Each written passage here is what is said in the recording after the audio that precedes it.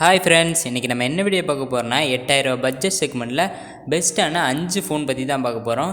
இப்போ recent phone இல்லை bro, 1 மந்த்துக்கு முன்னாடி ஒரு 8000 பட்ஜெட் செக்மெண்ட்டில் இருக்கிற 5 ஃபோன் பற்றி தான் பார்க்க போகிறோம். இப்போ ஃபோன்லாம் 10,000, 15,000, 20,000 மேலே தான் இருக்குது.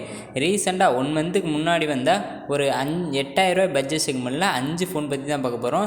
வீடியோவை ஸ்கிப் பண்ணாமல் பாருங்கள், உங்கள் ஃப்ரெண்ட்ஸுக்கு ரிலேட்டிவ்க்கு ஷேர் பண்ணுங்கள். அவங்க 8,000 ஃபோன் வாங்கணும்னு நினச்சாங்கன்னா இந்த வீடியோ அவங்களுக்கு யூஸ்ஃபுல்லாக இருக்கும். சப்ஸ்கிரைப் பண்ண சொல்லுங்கள், நீங்களும் சப்ஸ்கிரைப் பண்ணுங்கள், கூடவே பெல் ஐக்கனை கிளிக் பண்ணுங்கள். வாங்க வீடியோக்குள்ளே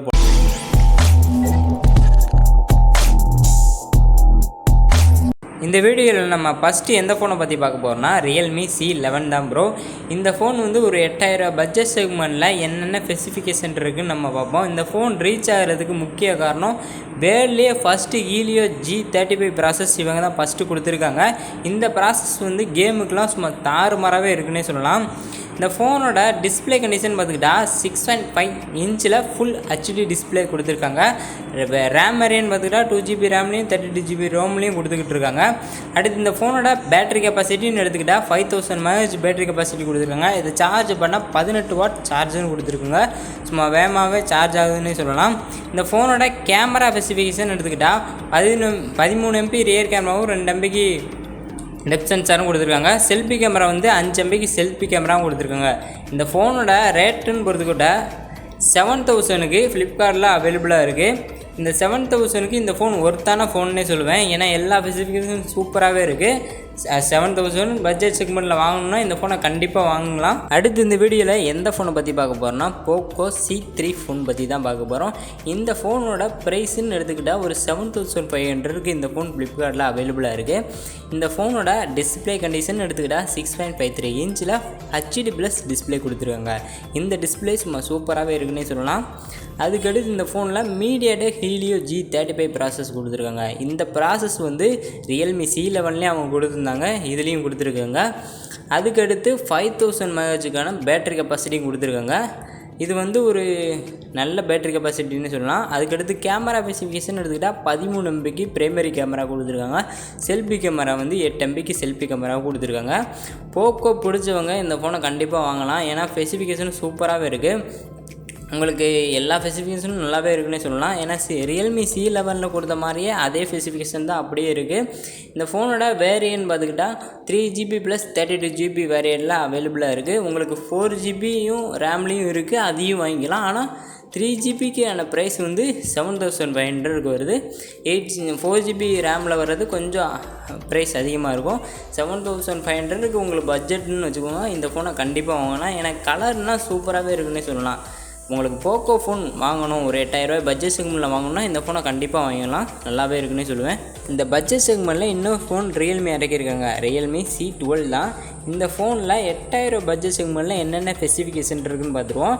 இதோட டிஸ்பிளேன்னு பார்த்துக்கிட்டா 6.52 இன்ச்சில் HD+ டிஸ்பிளே கொடுத்துருக்காங்க. ரேம் வேரியன்ட் எடுத்துக்கிட்டால் 3GB + 32GB வேரியண்ட்டில் கொடுத்துருக்காங்க.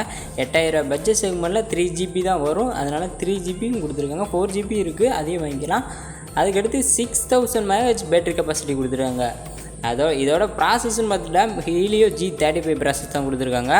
இந்த ஃபோனோட கேமரா ஸ்பெசிஃபிகேஷன் எடுத்துக்கிட்டால் 13 MP + 2 MB depth sensor, 2 MB deep சென்சாரும் கொடுத்துருக்காங்க. அதுக்கடுத்து செல்ஃபி கேமரா பொறுத்தவரை 5 MBக்கு தான் செல்ஃபி கேமரா கொடுத்துருக்காங்க. ஃபோனோட ப்ரைஸ்ன்னு பார்த்தா 8,000க்கு கரெக்டாக வருது. 8,000 பட்ஜெட் செக்மெண்ட்டில் உங்களுக்கு எந்தெந்த 3 ஃபோனை சொல்லியிருக்கேன், 3 ஃபோனில் இந்த ஃபோன் சூப்பர்னே சொல்லுவேன். ஏன்னா கொஞ்சம் மாடிஃபிகேஷன் பண்ணி என்னென்னா ஃபிங்கர் பிரிண்ட் கொடுத்துருக்காங்க. அதுக்கடுத்து 1000 mAh கொஞ்சம் கூட கொடுத்துருக்காங்க. 6,000 mAh பேட்டரி கெப்பாசிட்டி கொடுத்துருக்காங்க. 8,000 பட்ஜெட்னால் இந்த ஃபோனை தாராளமாக நீங்கள் வாங்கிக்கலாம். அடுத்து நம்ம Samsung Galaxy M01 core phone பற்றி தான் பார்க்க போகிறோம். இந்த ஃபோனோட ப்ரைஸ்ன்னு பார்த்துக்கிட்டா 9,500 வருது. 9,500க்கு என்னென்ன ஸ்பெசிஃபிகேஷன் இருக்குன்னு பார்த்துருவோம். டிஸ்பிளே கண்டிஷன் பார்த்துக்கிட்டா 6.2 இன்ச்சில் HD+ டிஸ்பிளே கொடுத்துருக்காங்க. ப்ராசஸ் மீடியாடெக் 6762 ப்ராசஸ் கொடுத்துருக்காங்க. அடுத்து இந்த ஃபோனோட கேமரா ஸ்பெசிஃபிகேஷன் எடுத்துக்கிட்டால் 13 MBக்கு மெயின் கேமரா கொடுத்துருக்காங்க. அடுத்து 2 MBக்கு டெப்த் சென்சாரும் கொடுத்துருக்காங்க. அடுத்து செல்ஃபி கேமரா 8 MBக்கு செல்ஃபி கேமரா கொடுத்துருக்காங்க. பேட்டரி கெப்பாசிட்டின்னு பார்த்துக்கிட்டா 4000 mAh பேட்டரி கெப்பாசிட்டி கொடுத்துருக்காங்க. இந்த ஃபோனோட ப்ரைஸ்ன்னு பார்த்துக்கிட்டா 9,000 9500 வருது.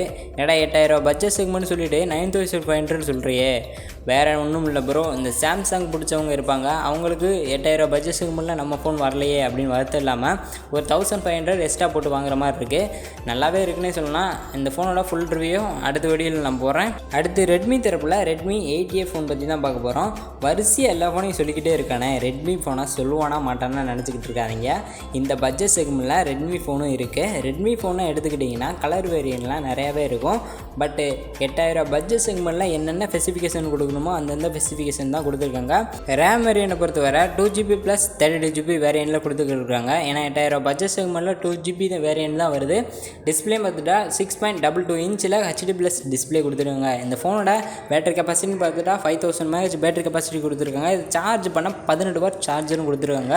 சார்ஜர் வந்து கொஞ்சம் வேகமாகவே சார்ஜ் ஆகுதுன்னே சொல்லலாம். இந்த ஃபோனோட கேமரா ஸ்பெசிஃபிகேஷன் எடுத்துக்கிட்டால் 13 MP ரியர் கேமரா கொடுத்துருக்காங்க. அடுத்து 2 MP சென்சார் கொடுத்துருக்காங்க.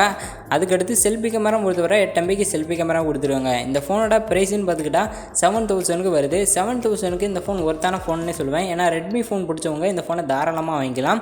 நல்லாவே இருக்குது. இந்த வீடியோவை நீங்கள் லாஸ்ட் வரையும் பார்த்துருந்தீங்கன்னா ஒரு லைக் பண்ணிக்கோங்க. உங்கள் ஃப்ரெண்ட்ஸுக்கு ரிலேட்டிவ்க்கு கொஞ்சம் ஷேர் பண்ணுங்கள். அவங்க 8000 பட்ஜெட் செக்மெண்ட்டில் ஃபோன் வாங்கணும்னு நினச்சாங்கன்னா இந்த வீடியோ அவங்களுக்கு யூஸ்ஃபுல்லாக இருக்கும். நீங்கள் கொஞ்சம் சப்ஸ்கிரைப் பண்ணுங்கள். உங்கள் ஃப்ரெண்ட்ஸுக்கு ரிலேட்டிவும் சப்ஸ்கிரைப் பண்ண சொல்லுங்கள். அப்போ தான் நான் அடுத்தடுத்த வீடியோ போடுறதுக்கு கொஞ்சம் மோட்டிவேஷனாக இருக்கும். அடுத்த ஒரு நல்ல வீடியோ சந்திப்போம். பாய்.